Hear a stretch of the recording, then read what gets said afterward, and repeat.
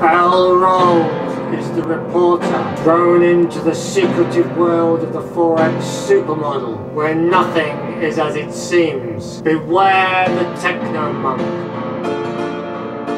and steer clear of Professor Code and his two assistants. Give the senior trader a wide berth, and don't expect any sense from the risk manager.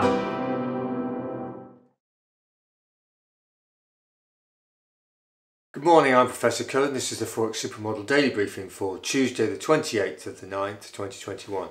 Time is just coming up to 0440 GMT, Asian session coming to a close, European session firing up, our lunchtime North American session. Right, yesterday, Monday the 27th then, we had a positive opposed driver in the pound at plus 146. Front and back door flows mainly coming out the yen at minus 115, out the euro at minus 67, and the dollar was the positive rock at plus 36. Activity plus or minus 182. Intra-week then, this is from yesterday, Monday the 27th, open to about 15 minutes ago. We've got a positive opposed driver in the pound again, plus 158. Front and back door flows mainly coming out the yen at minus 142, out the euro at minus 73, and the dollar again was the positive rock at plus 57. Activity plus or minus 215.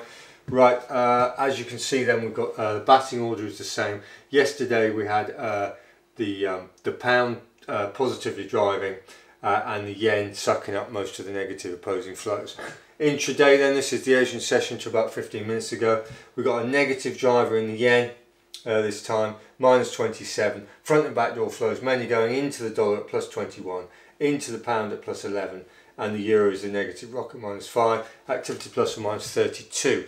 So you can see that the batting order on the negative side is stayed the same. On the positive side, we have a switch from pound strength to dollar strength.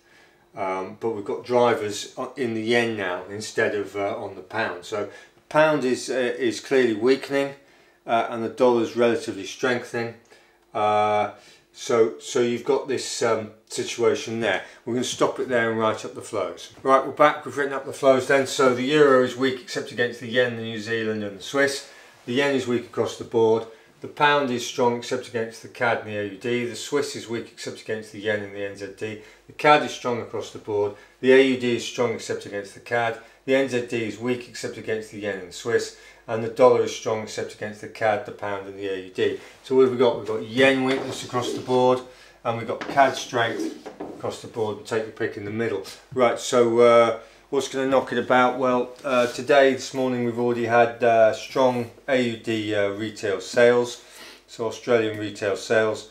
We've got meetings for the next 2 days. Basically, we've got on speeches. We've got the ECB meeting, Lagarde and speech, and Fed chair testimony today and tomorrow.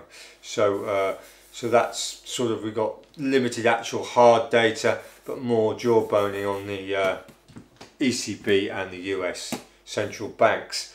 The other point to note is oil's been pumped, and we'll talk about that in a minute. So and in the UK we're under the cosh on sort of a fuel issue with getting petrol for our cars. Everybody's queuing up at petrol stations and it's creating a fair amount of chaos in the country. Right, so we'll stop it there and write up the asset classes. Right, we've written up the asset classes then. So US dollar index is basically up near the highs. Gold won't like that. It's 0.33 from the floor. Gold has sort of not taken a real bath, but it's struggling. It's below half marks. Oil is right up to the top. It's up to its previous resistance, and it looks like it's going to go for a breakout at some stage.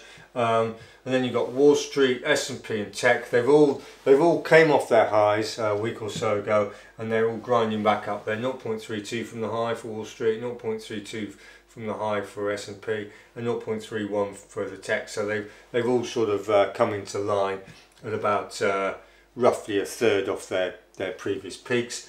US 10-year and the bund. This is the prices. We've had price breakdowns in both.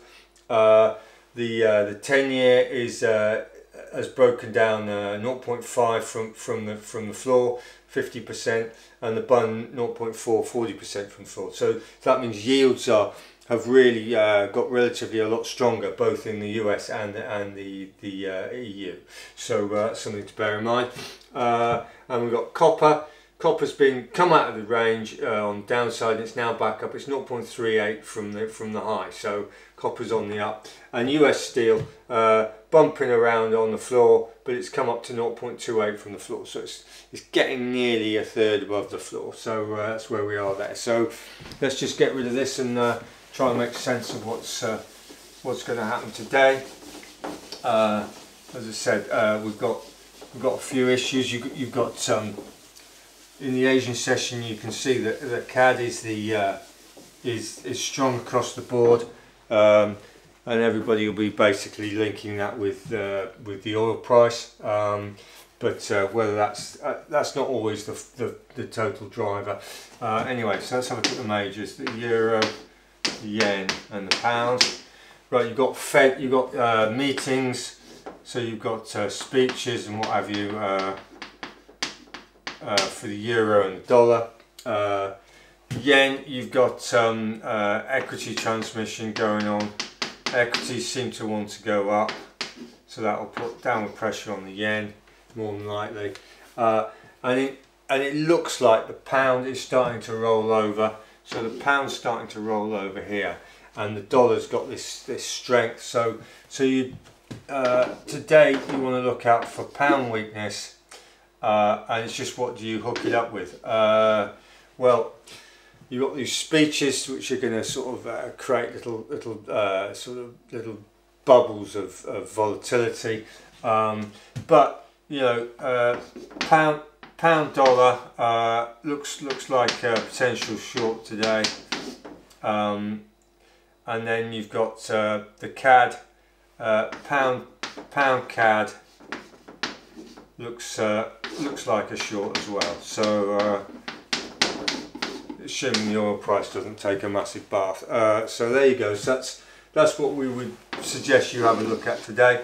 The pound's starting to roll over. Stick it against the dollar and against the CAD. So I hope that was useful. Thank you for watching. See you again tomorrow.